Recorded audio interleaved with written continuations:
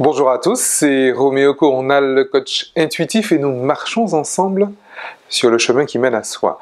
Aujourd'hui, nous poursuivons notre réflexion sur le burn-out, comment réagir face au burn-out. Alors vous allez me dire, oui mais pourquoi on ne commence pas par prévenir?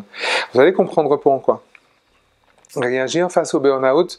Alors, si j'en crois les recommandations du ministère, il y a lieu d'aider le travailleur à reprendre pied, il y a lieu de préparer le retour à l'emploi après l'arrêt maladie, et puis il y a un beau vœu pieux qui est adapter le travail à l'homme et non pas l'homme au travail. Et vous allez comprendre pourquoi. Sur la formulation, je suis complètement d'accord avec ça. Vous allez comprendre pourquoi, en fait, adapter le travail à l'homme et non pas l'homme au travail, en réalité, c'est pas une question c'est plus une question de prévention que de réaction. Anyway, pour ma part, mes recommandations justement et c'est en ce sens que j'accompagne les collaborateurs qui sont en épuisement professionnel, pour ma part, il s'agit d'accompagner déjà l'arrêt maladie. Pourquoi? Quand on met un collaborateur en arrêt maladie et que simplement on lui dit allez, repose-toi, gère-toi en fait en gros, et quand t'es reposé, reviens. C'est contre-productif. Si c'est simplement ça, c'est contre-productif parce que le collaborateur aura l'impression finalement de n'être qu'un outil de production. Vous savez, vous avez une machine-outil, elle est un peu en panne, elle est un peu usée, vous l'envoyez au SAV et après vous la retournez au charbon. Et finalement, le collaborateur aura l'impression de n'être que ça. Bon, je suis un petit peu fatigué, voilà, ok. Finalement, on ne m'écoute pas. C'est ça le truc, c'est qu'en réalité, quand on se contente de donner un arrêt maladie, on ne l'écoute pas, le collaborateur. Et il a besoin d'être entendu, il a besoin d'être considéré. Et alors, bien évidemment, l'arrêt maladie est absolument fondamental. Mais bien sûr, bien évidemment. Pour extraire justement le collaborateur de sa sphère professionnelle, de ses stimuli professionnels quotidiens, c'est absolument fondamental. Mais ça ne suffit pas. C'est précisément dans cette démarche-là que je suis quand je propose aux personnes justement de partir en voyage.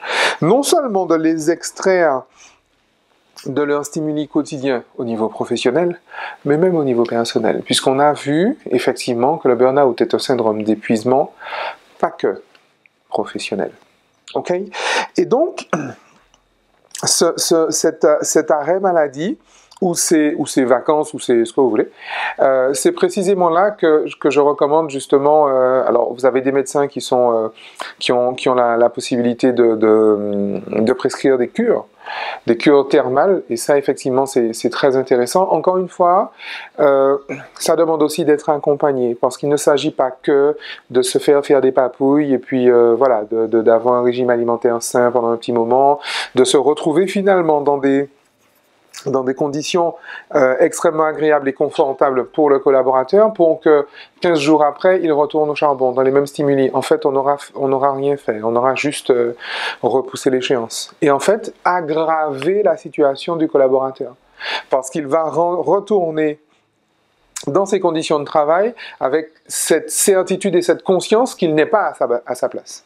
Autant avant son premier arrêt maladie, il pouvait un temps soit un peu se mentir, j'ai envie de dire, mais autant là, il ne pourra pas. D'accord? Et d'ailleurs, c'est la raison pour laquelle ma préconisation n'est pas tant d'accompagner au retour sur le poste de travail, mais d'accompagner au non-retour sur le poste de travail. C'est-à-dire que ce que je propose effectivement en termes d'accompagnement, c'est précisément sortir les personnes de leur quotidien, tant professionnel que personnel. On les emmène en voyage, on les emmène en croisière, où ils vont effectivement se détendre, où ils vont effectivement recevoir des soins du corps, ils vont effectivement recevoir des soins énergétiques, mais pendant un court laps de temps, ils vont faire quelque chose de très important, c'est-à-dire rien. Il y a toujours un jour où le programme c'est rien. Et on est là, on vit tout simplement. No rush, comme dit ma collègue Andrea Pennington. No rush. Et en fait, pendant ces séjours qui durent au minimum 8 jours, une semaine, il y a 2 jours effectivement de séminaire. Pendant ces 2 jours, qu'est-ce qu'on fait? Pendant ces 2 jours, on se redécouvre, on se redéfinit, on découvre son système de valeurs, on découvre son mode opératoire, on découvre également les messages contraignants qui impactent le plus notre comportement inconsciemment, et on voit justement comment est-ce qu'on s'est construit un moi, et finalement on retourne à ce fameux soi. Et c'est extrêmement important justement de changer la structure cognitive, de changer la structure neuronale, bien sûr, de changer le système de croyance finalement, pour que la personne, l'individu se retrouve avec un système de croyance qui colle à qui elle est vraiment en fait. Et c'est ça en réalité qui est intéressant. C'est ce à quoi ça sert finalement de prendre en charge le burn-out, puisqu'encore une fois, le burn-out est dans l'écartèlement. C'est Malachi-Leiter qui le disent, je vous le rappelle. Le burn-out se situe dans l'écartèlement entre ce que sont les gens et ce qu'ils ont à faire. Donc quand on accompagne quelqu'un en burn-out, on réduit cet écart entre ce que sont les gens et ce qu'ils sont à faire. Et si on arrive à cet alignement entre je fais ce que je suis, à partir de ce moment-là, on a réussi sa mission. C'est la raison pour laquelle justement je vous propose des voyages conscients, que je vous propose des croisières pour sortir du burn-out. Je fais appel également aux organismes de formation, aux OPCA. Pourquoi? Parce qu'il est important que dans le plan de formation de l'entreprise, que ce type de prestation soit proposé. Il est important que l'entreprise s'implique, déjà que le collaborateur sente que finalement l'entreprise en a quelque chose à faire de lui. Parce que quand on est dans un burn-out, on a vraiment l'impression que tout le monde s'en fout, très clairement. Donc dans l'expérience collaborateur, il est important, et pas que les cadres sup, d'ailleurs, pas que l'encadrement, mais également les employés et les agents de maîtrise, véritablement que l'entreprise s'implique dans le bien-être. On parle de bien-être au travail. Alors c'est vrai que c'est un petit peu tendance, mais le bien-être au travail, c'est pas simplement saupoudrer des trucs, faire venir des gens qui vont vous masser, vous faire du shiatsu, de la réflexologie, des choses comme ça. Il en faut. Ou même faire de la méditation en entreprise, il en faut. C'est très important. Mais le but du jeu n'est pas de faire pour faire. Le but du jeu est de prendre en considération l'individu en lui-même, puisque je vous rappelle qu'un individu épanoui est un collaborateur excellent. Un individu non épanoui peut être performant, mais il ne pourra pas être excellent. Et vous savez que si dans votre équipe, vous avez des performants et des excellents, les performants auront l'air médiocres. Et encore une fois, je le répète, si un collaborateur est en épuisement professionnel, c'est qu'il y a déjà une erreur de management. Il y a déjà une erreur de recrutement ou de management, très clairement. Très clairement. C'est pas la peine de se leurrer. On peut en discuter, si vous voulez. J'ai aucun souci avec ça. Je l'explique dans les séminaires. Il y a, et même dans les séminaires de management surtout, il y a effectivement un souci de management. Très clairement. Et puisqu'on parle de soucis de management, j'ai parlé d'accompagnement au non-retour à l'emploi. Au non-retour, en tout cas, au poste de travail. C'est-à-dire que si pendant ce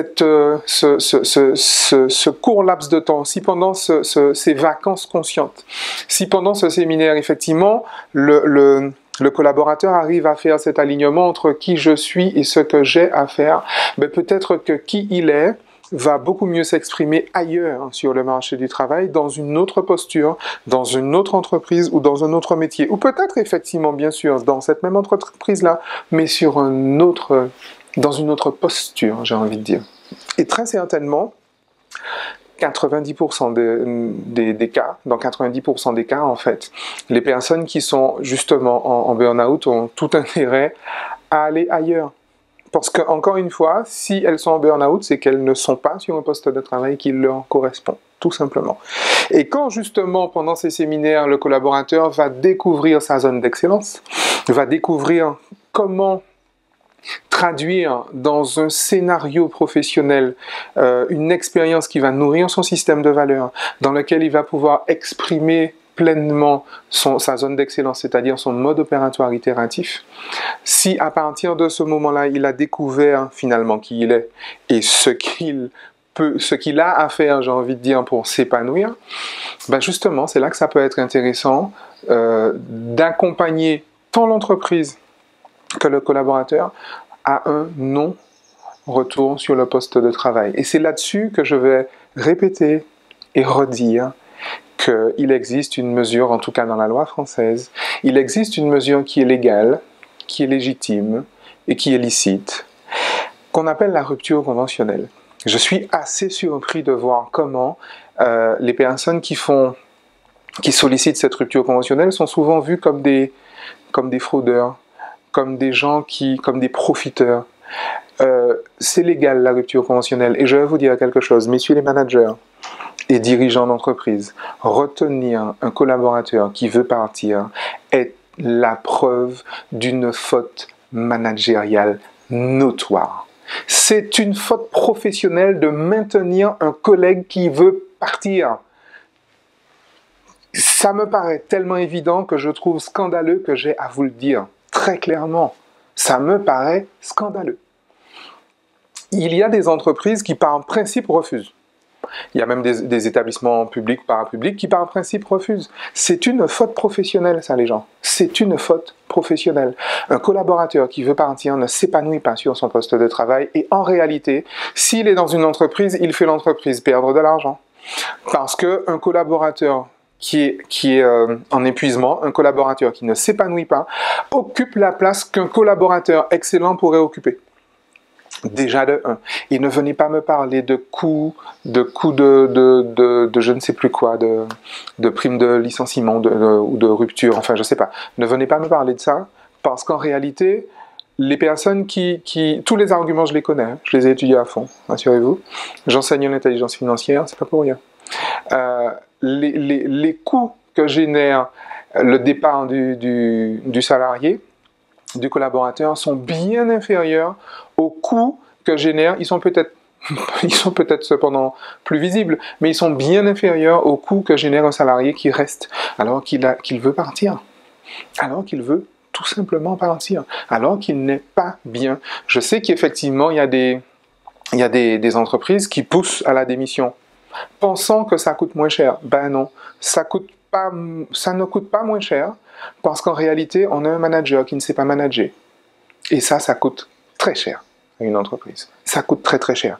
Ça fait quelques mois déjà que je répète que par rapport ne serait-ce qu'à cette génération Z, et même une partie de cette génération Y qui se retrouve aujourd'hui sur le marché du travail, la génération Z, alors je vous laisse imaginer la génération Alpha qui vient, on ne manage pas ça comme on manageait nos grands-parents. C'est pas possible. Et encore une fois, si les entreprises qui n'auront pas adapté leur management auront disparu dans 2 ans, maximum dans 5 ans, quelle que soit cette entreprise. Et je commence déjà à le voir. Après, vous n'êtes pas obligé de croire ce que je vous raconte. Vérifiez. Tout simplement, vérifiez. Il y a moyen effectivement d'adapter ce management. Et c'est précisément pour ça que quand le ministère parle d'adapter le travail à l'homme et non pas l'homme au travail, je suis complètement d'accord avec ça, sauf que c'est curieux, mais je vois tellement peu d'entreprises le faire. Adapter le travail à l'homme et non pas l'homme au travail, ça commence depuis l'éducation. Et c'est ce que nous allons voir dans la prochaine vidéo. Nous allons voir prévenir justement le burn-out. Et vous allez voir que ça commence depuis l'éducation, puis la formation, l'orientation professionnelle, le recrutement et le management. D'ici là, amusez-vous bien. Vous allez trouver en quelque part autour de la vidéo un lien par exemple pour vous inscrire sur les voyages conscients, sur les croisières pour sortir du burn-out. On se retrouve très prochainement sur la prochaine vidéo où on va traiter justement de la prévention du burn-out. D'ici là, amusez-vous bien et souvenez-vous, aimez-vous, approuvez-vous. Félicitez-vous d'être qui vous êtes. C'est en tout cas ce qu'on fait sur les séminaires conscients pour sortir du burn-out. D'ici là, amusez-vous bien. Ciao.